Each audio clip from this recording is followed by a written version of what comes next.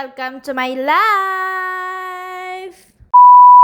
Araw nga pala ngayon ng linggo, imbis na mahinga ako dito sa apartment, tara samahan niyo ako sa mga ganap ko ngayong araw. Andito na nga rin pala yung sundo ko, kanina pa nga daw talaga siya. Dalihan ko na nga daw kasi makulimlim, mukhang uulan talaga, pero sana wag naman tumuloy. Kasi naman ngayon na nga lang talaga ako nakaisip na gumala, pero hindi naman siya yung gala na magwawaldas tayo ha. May pupuntahan lang talaga tayo na just important of my life. Ay, tara, English. Tingnan nyo yung message sa damit ko. Save your heart to somebody who cares. Para sa'yo yun ha. Bali, tumigil nga pala kami dito sandali kasi may bibilin lang kami na pasalubong. Pasalubong? Sanay na sanay kasi ako ng ganun. Bawat may pupuntahan kami, dapat may pasalubong. Kahit napakasimpleng pagkain lang.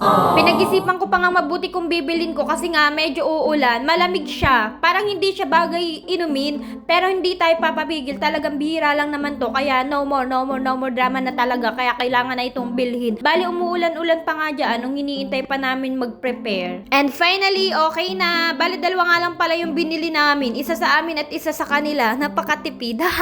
Bali, dumaan din pala kami dito sa bilihan ng mga pizza. Para nga naman daw may kapartner yung inumin namin na milkshake. Bali, dito na nga lang pala kami bumili sa nadaanan namin kasi nga hindi talaga namin agad siya naisip. Kaya kung saan kami may nakita, doon na lang kami huminto. Well, okay naman dito sa nabila namin. Ang dami din mga pwedeng pagkainan. Tapos meron nga dito sa likodan namin na nagsasangyup. Gusto nga namin itry pero sa sunod na lang kasi hindi pa kami mapera. Sabi nga, food is medicine. Kaya kain ka lang dyan ng kain ha. Finally, after 10 years ng paghihintay, natapos din. Medyo natagalan yung paggawa ng pizza. Kaya sabi ko baka hindi na malamig yung milkshake. Kaya tara, let's go!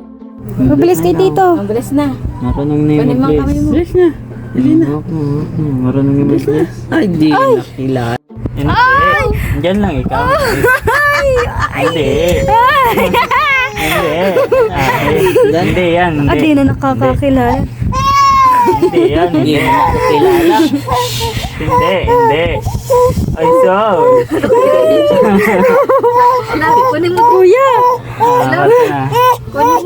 Diba nakita nyo naman, naiyak na iyak yung Kisha na yan kasi nga bihira na kami makapunta dito. So ngayon na nga lang kami nakapunta dito after 3 months or 2 months. Ganun nakatagal, kaya hindi na kami talaga kilala. Pero di naman nagtagal ay nakilala na rin kami. Kaya yung pinagangkulit ko na talaga, sarap kagatin, Diyos ko. So ginabi na nga pala kami, grabe, hindi ko na namalayan ang oras. Paano ba naman kasi, nalibang na rin ako sa pakikipaghambugan sa bata na yun. Maalam na talaga maghambog. Kaya yan, ginabi na tayo, kailangan pa natin umuwi. Pero bago kami makauwi, talagang dumapa ako dito sa Walter kasi may bibilin pa nga pala ako, nalimutan ko na. Around 8 PM na nga pala yan ng gabi kaya talaga medyo inaantok na ako. So ito lang naman yung mga pinamili ko, super unti lang, yung mga needs ko lang sa araw-araw. So finally, nakabili na rin ako. Pero hindi pa dyan natatapos kasi may pupuntahan pa tayo kasi nga pumunta ako dito nung nakaraang taon, charis. So grabe naman, daming taon nang nakalipas. Bale, may bibilin nga pala ako dito, may dream come true na kasi pinuntahan ko siya nung nakaraan. Talaga sabi ko pag binalikan ko, bibiling ko siya. Grabing mura lang naman yan. Lagayan lang ng lunch. Yun lang. Super cute. Ang ganda ko. Ang ganda ng salamin. So, finally, akin ka na nakuha na kita. Ang cute kasi color pink. Tapos may bibilin pa nga pala ako bago natin makalimutan, guys. Ito nga pala yung aking perfume. Aficionado. Bali, mura lang naman yan. Huwag niya man sabihin ng mamal-mal niya. Ng yaman-yaman ko. So, napakamura lang yan. Bikain-kain mo yung bilhin. So, yan. Happy life na naman. Ito na yung mga nabili ko. Wala na akong pera, Putangin niyo ko, Yun lang. So, dahil natapos na, kailangan na natin umuwi kasi may pasok pa bukas. Wala na pati akong energy. Binuhos ko na lahat. So, yun lang. Bye-bye. Love you. Mwah.